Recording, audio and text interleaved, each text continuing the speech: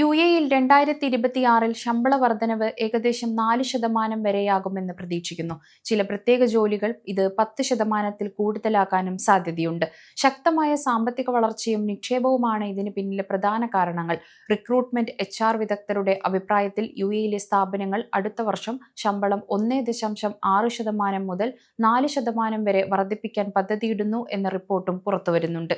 2026-ലും ശരാശരി ശമ്പള വർധനവ് ഉണ്ടായിരിക്കുമെന്നാണ് ഒരു സർവേ റിപ്പോർട്ട് പുറത്തുപറയുന്നത്.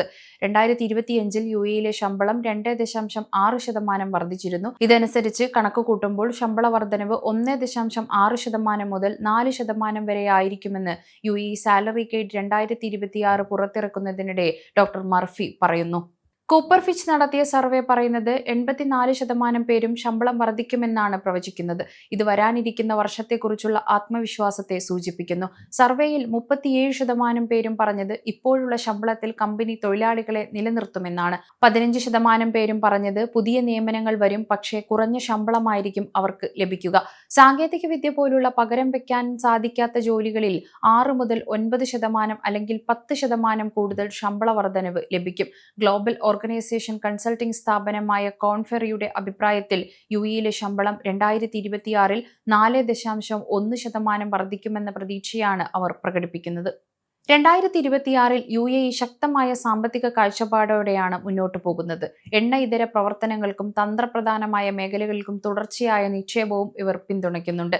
സെൻട്രൽ ബാങ്ക് അടുത്ത വർഷം GDP ഏകദേശം 5.3% വർദ്ധിക്കുമെന്നാണ് പ്രതീക്ഷിക്കുന്നത്. UAE-യുടെ നിർമ്മാണം, ധനകാര്യം, സേവനങ്ങൾ, ലോജിസ്റ്റിക്, നൂതന വ്യവസായങ്ങൾ എന്നിവ സാമ്പത്തിക വളർച്ചയ്ക്ക് അടിവരയിടുന്ന മേഖലകളാണ്.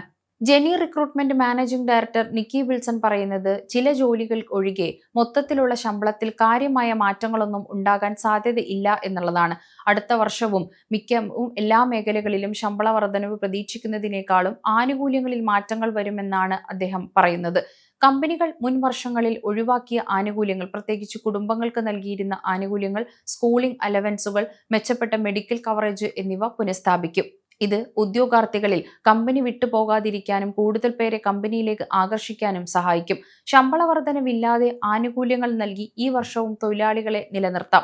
മൊത്തത്തിലുള്ള പാക്കേജിൽ കമ്പനിയിൽ അടുത്ത വർഷം വിട്ടുവീഴ്ച ചെയ്യും. പ്രതിമാസ ശമ്പളത്തിൽ ആയിരിക്കില്ലെന്നാണ് Gemini recruitment managing director Nikki വിൽസന്റെ വാക്കുകളിൽ നിന്നും മനസ്സിലാകുന്നത്.